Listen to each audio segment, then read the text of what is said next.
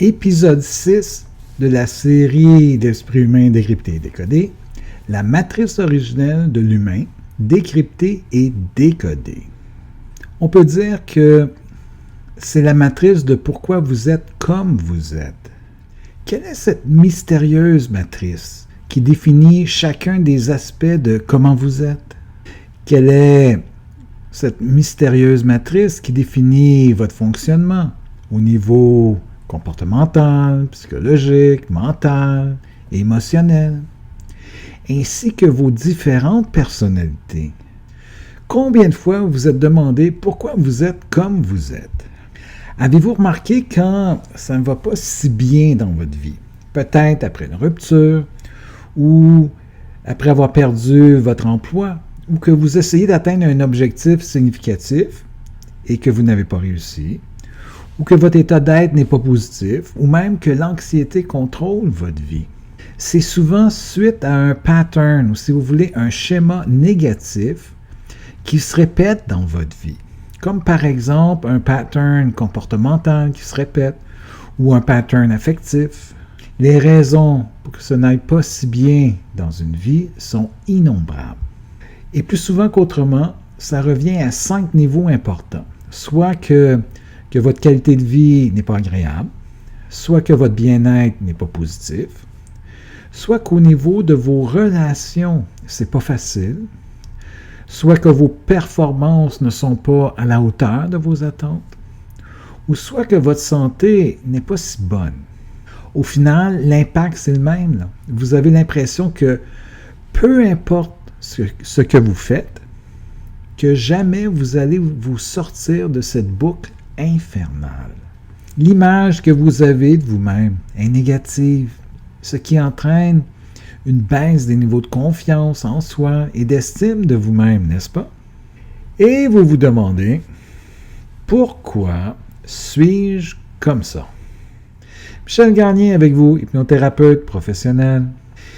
Et si vous avez écouté les 5 premiers épisodes de la série L'Esprit humain décrypté et décodé, vous avez maintenant une meilleure idée comment l'esprit humain fonctionne, n'est-ce pas? Et lors de cette vidéo, vous allez découvrir pourquoi vous êtes comme vous êtes.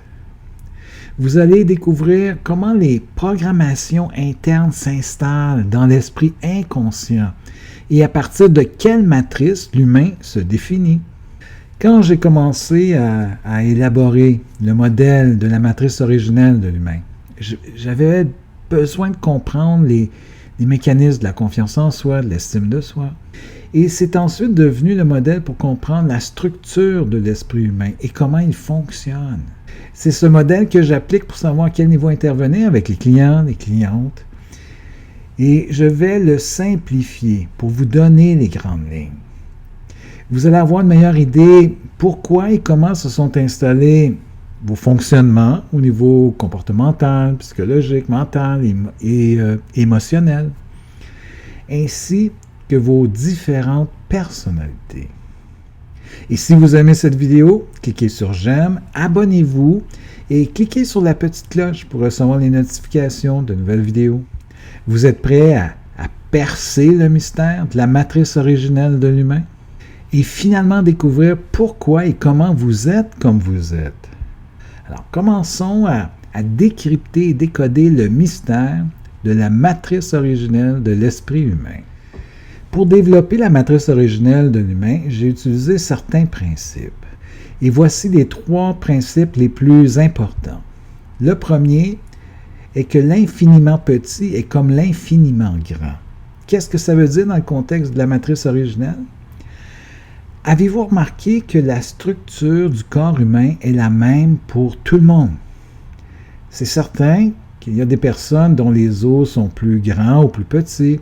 Par contre, la structure osseuse est la même. Les muscles sont attachés de la même façon. Il en va de même avec les ligaments et tout le restant du corps humain. Donc, d'un humain à l'autre, la structure du corps est la même. Ou si vous voulez, la matrice du corps est la même. Ce qui veut dire qu'il y a une matrice structurelle du corps humain, n'est-ce pas? Alors, je me suis dit que si la matrice structurelle au niveau du corps humain est la même, c'est nécessairement pareil pour la structure de l'esprit humain. Il y a donc une matrice structurelle pour l'esprit humain. Il suffit de la décoder. Deuxième principe, l'esprit humain n'est pas le cerveau. Pour faire fonctionner le système d'exploitation d'un ordinateur, on a besoin d'une source d'énergie qui provient soit de l'électricité ou soit d'une batterie, n'est-ce pas? L'esprit humain est l'énergie qui fait fonctionner tout le système d'exploitation de votre cerveau et votre corps. D'ailleurs, vous en avez une explication plus précise dans les 5 premiers épisodes de la série L'esprit humain décrypté et décodé. Troisième principe, l'esprit humain n'est qu'une dimension de l'humain. Pour moi, l'humain est structuré en 3 dimensions, le corps, l'esprit humain et la pure conscience. Le cerveau fait partie de la dimension du corps. L'esprit humain, c'est l'application concrète de la conscience humaine. Et la pure conscience, c'est l'essence de l'être que nous sommes vraiment. Maintenant, je vais expliquer comment les programmations internes s'installent dans l'esprit inconscient et à partir de quelle matrice l'humain se définit. Alors, vous êtes prêts? Quand j'ai commencé à élaborer le modèle de la matrice originelle de l'humain, j'avais besoin de comprendre les mécanismes de la confiance en soi, de l'estime de soi. Et comme j'ai mentionné tantôt, c'est ensuite devenu le modèle pour comprendre la structure de l'esprit humain et comment il fonctionne. Et je vais le simplifier pour vous donner les grandes lignes. Vous allez avoir une meilleure idée de pourquoi et comment s'est installé tout votre fonctionnement au niveau comportemental, psychologique, mental, émotionnel, ainsi que comment se sont installées vos différentes personnalités. Je peux résumer en disant que vous allez découvrir comment s'est installée votre réalité. La matrice originelle de l'humain commence avec les 3 besoins affectifs de base. Après 9 mois de vie au paradis, vous avez été expulsé pour émerger dans un univers glacial, épeurant, intimidant. À votre naissance, vous êtes complètement dépendant à 100% pour tous les besoins matériels de base, que ce soit une nourriture, un abri, des vêtements. Et vous êtes également dépendant pour les besoins affectifs de base. Amour, reconnaissance et sécurité. Et pour moi, ces 3 besoins englobent tous les autres besoins affectifs. Et au début, vous dépendez de vos parents pour combler tous vos besoins de base. Ils sont des dieux, même si parfois il y en a qui sont odieux. Et on reconnaît aujourd'hui l'importance pour un enfant de 0 à 6-7 ans d'être comblé de ces 3 besoins affectifs de base, soit amour, reconnaissance, sécurité, et même davantage dans la période de 0 à 2 ans. Et peu importe la bonne volonté des parents, il y a toujours des manques au niveau des besoins affectifs. Les manques peuvent être provoqués par des lacunes des parents et ou au niveau des attentes de l'enfant, au niveau de ses besoins particuliers. Que ce soit des besoins non comblés par les parents ou les attentes non comblées, ces manques sont réels pour l'enfant. Et suite à ces besoins non comblés, la matrice se met à activer son processus, qui se situe principalement à 3 niveaux. Niveau 1, les blessures émotionnelles. Le processus commence avec un besoin non comblé d'amour ou de reconnaissance ou de sécurité, ou peut-être une combinaison de 2, peut-être même les 3 en même temps, qui provient de soit la mère, soit du père, ou même des 2. Et pour l'enfant, c'est enregistré comme une blessure émotionnelle, une blessure affective. Deuxième niveau, l'image de soi. En fait, ce que je veux dire, c'est que pour l'enfant, maman et papa sont des dieux. Même si des fois certains sont odieux. Et suite aux besoins non comblés, l'enfant fait la conclusion que c'est de sa propre faute. Car c'est impossible que papa et maman, de qui il en est complètement dépendant, puissent être coupables. Donc l'enfant se culpabilise. Et l'impact de cette culpabilité est beaucoup plus profond que vous ne pouvez l'imaginer. Elle amène l'enfant à se créer une image négative de lui-même. Il se dit quelque chose comme « J'ai pas été correct, c'est de ma faute. Maman et papa ne m'aiment pas, alors je dois être un monstre. » Et le monstre devient l'image négative de soi. La conclusion qu'il en fait, le « je suis un monstre », devient une croyance par rapport à l'image qu'il a de lui-même. Et dans la réalité de l'enfant, principalement à cause de la dépendance et de la culpabilité, ça ne peut pas en être autrement. Et à partir de ce moment, cette croyance devient une programmation interne profonde de l'image qu'il a de lui-même. Et cette image négative va le guider inconsciemment toute sa vie. Et chaque être humain se construit une image négative de lui-même. C'est systématique à cause de la somme de l'état de dépendance et de l'état de culpabilité.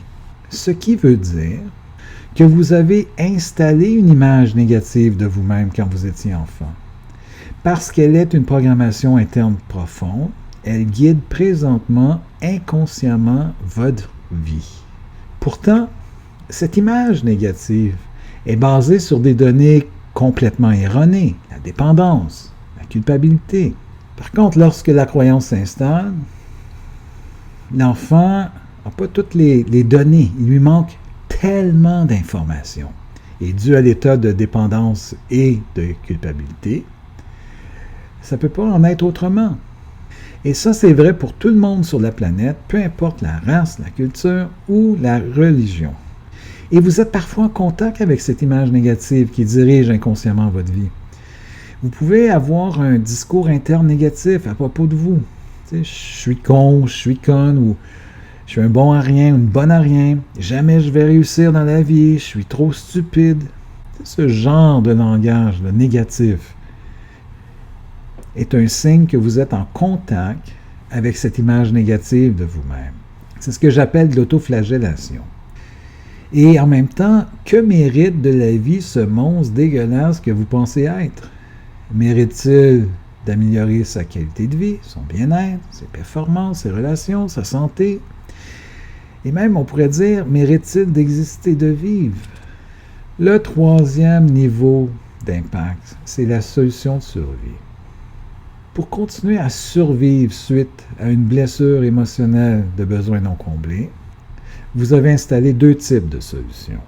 Premièrement, vous avez activé un mécanisme de défense pour ne plus souffrir de cette blessure dans le futur. Ensuite, parce que vous ne pouviez pas vivre avec l'idée de ne pas être aimé, vous avez installé une solution pour vous faire aimer, ou recevoir de la reconnaissance et être en sécurité. Et c'est l'esprit subconscient qui a pris en charge le processus d'installation de ces deux mécanismes. Il a jugé que, consciemment, vous n'étiez pas en mesure de vous protéger. Alors, pour votre sécurité, il a installé des mécanismes dans l'inconscient afin qu'ils s'activent automatiquement comme système de protection. L'enfant ne peut pas vivre avec l'idée que maman et ou papa ne l'aiment pas. Alors l'enfant se doit de trouver des solutions pour se faire aimer. Pour lui, pour l'enfant, c'est une question de vie ou de mort. Et c'est pour ça que je les appelle des solutions de survie. Et ces solutions deviennent profondément ancrées en solutions de survie. Rendues adultes, elles deviennent des schémas, des patterns qui se répètent inconsciemment. Et parce qu'elles sont des solutions de survie, alors elles ont besoin et se doivent d'être appliquées pour survivre. Alors, on ne peut pas ne pas les appliquer. C'est beaucoup plus puissant que la volonté. Sinon, le cerveau est convaincu qu'il va mourir. Et il y a deux pôles de solutions de survie, le aller vers et éviter de. Dans le pôle aller vers, ce sont des solutions de survie pour se faire aimer, se faire reconnaître et de se sentir en sécurité. Quelques exemples: prouver, besoin de performer, ne pas être capable de dire non, toujours privilégier les autres, des attentes et des exigences trop élevées envers soi-même, le perfectionnisme et toutes les personnalités que vous avez développées pour vous faire aimer, faire reconnaître, être en sécurité. Et pour le pôle éviter de, ce sont des solutions de survie pour éviter de ne pas se faire aimer ou éviter de ne pas se faire reconnaître ou éviter de ne pas se sentir en sécurité. On les retrouve plus souvent lorsqu'un enfant a vécu de l'abus ou des situations de danger, que ce soit physique, émotionnel, sexuel ou psychologique. On les remarque aussi dans les dynamiques familiales dysfonctionnelles. L'enfant cherchait alors une solution pour ne pas subir. Voici quelques exemples. Tout ce qui est en lien pour ne pas être vu ou entendu, se cacher, se renfermer, les comportements antisociaux et aussi toutes les personnalités que vous avez développées pour éviter de ne pas être aimé, de ne pas être reconnu et ne pas être en sécurité. Les solutions de survie sont aussi ce qu'on appelle en psychologie les mécanismes de défense. Habituellement, les mécanismes de défense sont installés pour éviter de ne pas souffrir d'une blessure émotionnelle. Les deux mécanismes de défense les plus communs sont refouler les émotions ou rationaliser. Ce qui nous amène à la blessure originelle de tous les humains. Pour bien comprendre la blessure originelle, je reviens avec les questions. Que mérite de la vie ce monstre dégueulasse que vous pensez être? Mérite-t-il d'exister? Mérite-t-il de vivre? Parce qu'à cause de l'image négative de soi qui dirige inconsciemment votre vie, cette blessure originelle est de ne pas se donner la permission et ne pas mériter d'exister, de vivre. Tout comme l'image de soi négative, cette blessure originelle est profondément enfouie dans l'inconscient et dirige inconsciemment votre vie. Comme je vous ai mentionné, c'est un résumé de ce qu'est la matrice originelle de l'humain. Elle est composée de beaucoup plus d'éléments, mais vous en avez une bonne base. Vous pouvez maintenant mieux saisir l'importance de modifier l'image négative que vous avez de vous-même en image positive, n'est-ce pas? Et de guérir les fameuses blessures de manque d'amour, de reconnaissance, de sécurité, n'est-ce pas? Et c'est ce qui nous amène à la magie de l'hypnose. Imaginez que vous arrivez à une réception. À l'entrée, un agent de sécurité demande votre nom. Il vérifie la liste des invités. Et l'agent vous invite gentiment à partir car votre nom n'est pas sur la liste. Vous voulez entrer quand même sans qu'il vous voie. Vous devez utiliser une stratégie pour distraire le garde de sécurité. Et une fois qu'il est bien distrait, vous entrez facilement sans même vous faire voir. L'hypnose sert à dépotentialiser la résistance de l'esprit conscient en contournant le facteur critique de l'esprit conscient. Comme si vous voulez distraire le garde de sécurité, pour ensuite communiquer directement au niveau du subconscient pour qu'il puisse accepter une nouvelle programmation. Et tant et aussi longtemps que vous essayez de changer quelque chose qui est programmé dans l'inconscient sans prendre le temps de dépotentialiser la résistance de l'esprit conscient, vous augmentez les probabilités d'échouer. D'ailleurs, le taux de réussite d'atteindre un objectif par la volonté, ce qui veut dire par le conscient, est seulement 6%. Et des études ont démontré que le taux d'efficacité de l'hypnose est de 93% après 6 séances. Et la principale raison est que le principe même de l'hypnose est de dépotentialiser la résistance de l'esprit conscient. En conclusion, même si on comprend mieux le fonctionnement de l'esprit humain, il est tout aussi important de savoir comment et pourquoi se sont installés les comment vous êtes, comme vous êtes. Et de cette façon, vous savez quoi améliorer, changer ou transformer et comment le faire de façon efficace. La matrice originelle de l'humain et le pourquoi et le comment se définissent des programmations internes qui s'installent dans l'esprit inconscient et qui structurent tout votre fonctionnement au niveau comportemental, psychologique, mental et émotionnel, ainsi que comment se sont installées vos différentes personnalités. C'est la même matrice qui définit chacun des humains sur la planète. Quand on regarde le processus de la matrice originelle de l'humain, ça commence avec les 3 besoins affectifs de base. À votre naissance, vous êtes complètement dépendant à 100% pour tous les besoins matériels de base, nourriture, abri, vêtements, et vous êtes également dépendant pour les besoins affectifs de base, amour, reconnaissance, sécurité. Et ces 3 besoins englobent tous les autres besoins affectifs. Peu importe la bonne volonté des parents, il y a toujours des manques au niveau des besoins affectifs. Et suite à ces besoins non comblés, la matrice originelle se met à activer son processus, qui se situe à 3 niveaux. Premier niveau, les blessures émotionnelles. La matrice originelle commence avec un besoin non comblé d'amour, de reconnaissance ou de sécurité, qui provient soit de la mère, soit du père, ou même des deux. Et pour l'enfant, c'est enregistré comme une blessure émotionnelle. Ensuite, deuxième niveau, l'image de soi. Pour l'enfant, maman et papa sont des dieux. Suite aux besoins non comblés, il fait la conclusion que c'est de sa propre faute. Ça ne peut pas être ses parents. Donc, il se culpabilise. L'impact de cette culpabilité amène l'enfant à se créer une image négative de lui-même. Et à partir de ce moment, ça devient une programmation interne de l'image qu'il a de lui-même. Cette image négative va le guider inconsciemment toute sa vie. Troisième niveau, solution de survie. Pour continuer à survivre suite à une blessure émotionnelle d'un besoin non comblé, vous avez installé 2 types de solutions. Premièrement, vous avez activé un mécanisme de défense pour ne plus souffrir de cette blessure dans le futur. Ensuite, parce que vous ne pouviez pas vivre avec l'idée de ne pas être aimé, vous avez installé une solution pour vous faire aimer, recevoir de la reconnaissance et être en sécurité. Ces solutions deviennent profondément ancrées en solutions de survie. Rendues adultes, elles deviennent des schémas ou, si vous préférez, des patterns qui se répètent inconsciemment.